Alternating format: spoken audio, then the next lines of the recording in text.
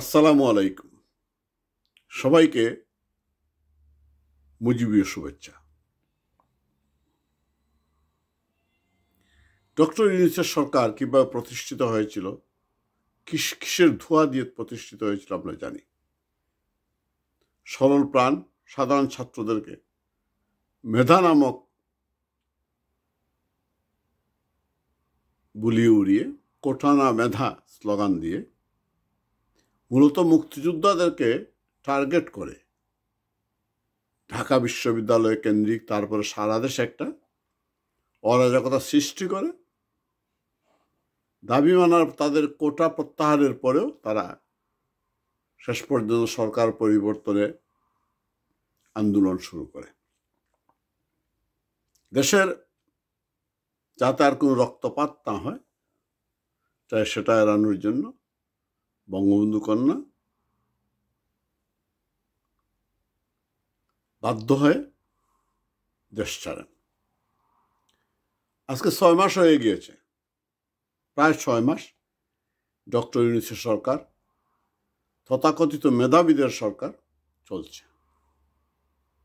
কিন্তু এই 6 মাসে আমরা যা দেখতে পাচ্ছি তাদের মুখোশ উন্মোচিত হচ্ছে।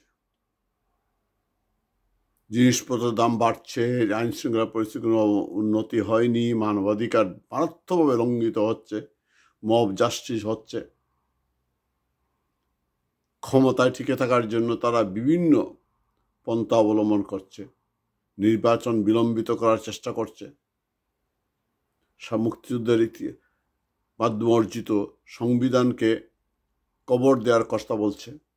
কিন্তু এগুলোর আড়ালে তারা যে নিজেদের আখের গুছাতে শুরু করেছে সেটা সবাই জানে। আজকে যে মেধার জন্য, যে কোটার জন্য তারা কোটা বাতিলের জন্য আন্দোলন শুরু করেছিল, সেই কোটা কি বাতিল হয়েছে? হয়নি। আজকে এই যে মেডিকেল পরীক্ষায়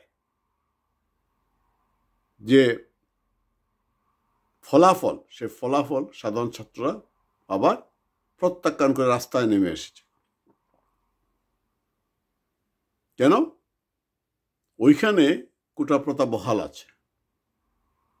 70-71 মার্ক পেয়েও কেউ উত্তীর্ণ হতে পারেনি, 40-41 পেয়েও সেই কোটায় উত্তীর্ণ হয়ে গিয়েছে।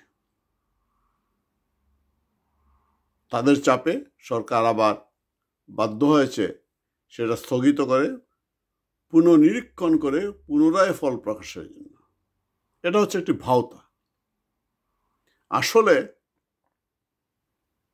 ওরা কোটা প্রথা বাতিল করবে না। আজকে নতুন নতুন কোটার সৃষ্টি হয়েছে। আজকে সমাজে বৈষম্য প্রকট। ধনী ধনী হচ্ছে, গরিব গরিব হচ্ছে। আজকে এই মেধার নামে প্রশাসনের সর্বত্র, দেশের সর্বত্র নতুন 2টি কোটার সৃষ্টি করা হয়েছে। একটা হচ্ছে বিএনপি কোটা, আর একটি জামাত কোটা। এইদিকে আবার জামাত এগিয়ে আছে, এই কোটায় জামাত এগিয়ে আছে। কোটা বিলোপের কথা বলে আজকে বিভিন্ন জায়গায় বিএনপির কোটায়, জামাতের কোটায় আজকে পদ দখল করা হচ্ছে, নিয়োগ দেওয়া হচ্ছে। এই যে পুলিশের প্রায় 300 জন এসআইকে বাদ দেওয়া হলো, সেইগুলোতেও এই জামাত বিএনপির কোটায় লোকজন নিয়োগ দেওয়া হবে। প্রতিটি বিশ্ববিদ্যালয়ে আজকে বিএনপি জামাতের কোটায় ভিসি থেকে শুরু করে সব প্রক্টর, সব জায়গায় সব তাদের নিয়োগ দেওয়া হচ্ছে। অর্থাৎ কি দাঁড়ালো? এইটাই দাঁড়ালো যে কোটা আন্দোলন নামে মূলত মুক্তিযুদ্ধ বিরোধী উগ্র জঙ্গিবাদী গোষ্ঠী বাংলাদেশের মুক্তিযুদ্ধকে, বাংলাদেশের উন্নয়নকে,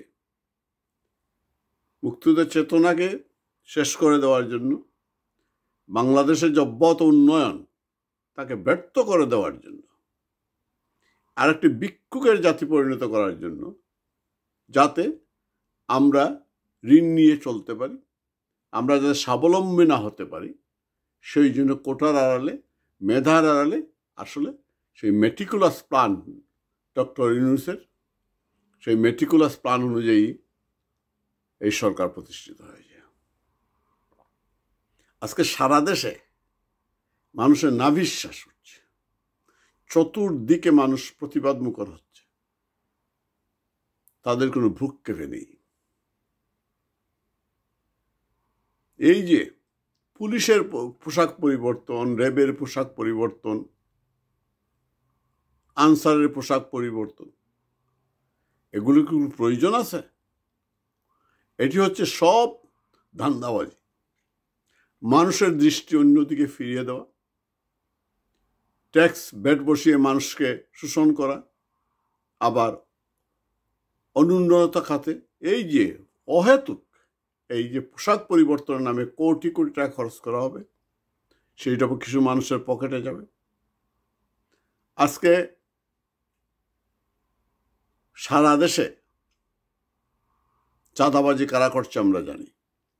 এই যে সিলেটে রিসোর্টে চাঁদা দেয়নি বলে বিএনপির এক নেতার নেতৃত্বে কয়েকটি ছেলে মেয়েকে ধরে বিয়ে দিয়ে দিল। অজুহাত ওরা অবৈধভাবে এখানে অবস্থান নিয়েছে, রিসোর্ট জ্বালিয়ে দিয়েছে। এই যে রিসোর্ট জ্বালিয়ে দেওয়া হলো, কত কোটি টাকার ক্ষতি হলো। অর্থনীতিতে এই যে ধস নামছে, এই থেকে মুক্তির উপায়টা কি? মুক্তির উপায় একটাই,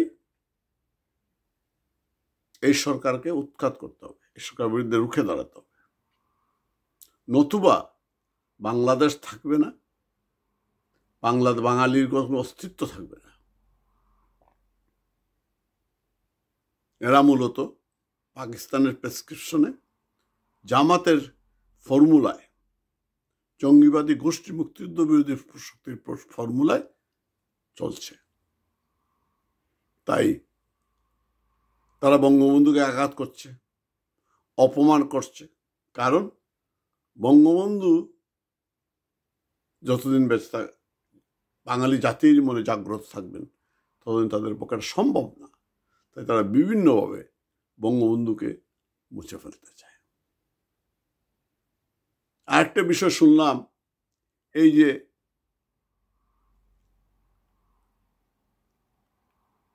আসিফ নজরুলের কাছে একজন এই কোটা আন্দোলনে নিহত একজন ছেলের মা বিচারের দাবি জানিয়েছিলেন। আমাদের ডক্টর আসিফ নজরুল অনেক রাগ করেছেন, বলেছেন তার এই কাজটা, এইটা তার কাজ না, তিনি সেটা পারবেন না। সমন্বয়করা যেভাবে কথা বলে, যে দামি দামি গাড়ি দৌড়ায়, পোশাক, সেটাকে কই পায়। সুতরাং আমাদেরকে ভাবতে হবে, আমাদেরকে জাগতে হবে। এই কোটার নামে যে বিএনপি কোটা, জামাত কোটা শুরু হয়েছে, তাদের মূল উদ্দেশ্যই ছিল এটা। কোটার নামে, মেধার নামে সাধারণ ছাত্রীদের ধোঁকা দিয়েছে। এই ধোঁকাবাজদের বিরুদ্ধে সবাইকে আবার জাগতে হবে। সবাই ভালো থাকুন, সুস্থ থাকুন। আবার কথা হবে আগামীকাল। ধন্যবাদ।